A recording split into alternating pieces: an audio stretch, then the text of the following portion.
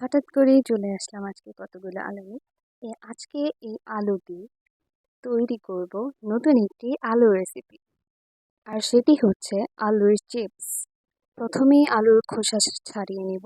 সাবধানে খোসা ছাড়াবেন যেন হাতে ব্যথা না পান। বাকি আলুগুলি নিয়ে আমি এগুলোর খোসা ছাড়িয়ে নিচ্ছি। খোসা ছাড়ানো হয়ে গেলে একটি হাঁড়িতে পানি নিয়েছি। আজকে এই গ্রেটার দিয়ে আমি আলুর চিপসটা তৈরি করব। এখানে একটি আলু নিয়ে গ্রেট করে দেখিয়ে দিচ্ছি আপনাদের। সাবধানে গ্রেট করবেন যেন হাত কেটে না যায়, এগুলো অনেক ধার হয়। আমার একবার হাত কেটে গিয়েছে। আপনারা সবাই সাবধানে কাটবেন যেন হাতটা কেটে না যায়। এখন আপনাদের দেখিয়ে দিচ্ছি চিপসটা কেমন হয়েছে। সুন্দর একটি শেপে চলে এসছে। এভাবেই সুন্দর করে সবাই গ্রেট করে নেবেন। দেখতে এতটা সুন্দর লাগছে আমার কাছে যেন মনে হচ্ছে এভাবেই কাঁচা খেয়ে নেই, কিন্তু আসলে সেটা খাওয়া যাবে না। সো আমরা সামনের প্রসেসে যাচ্ছি।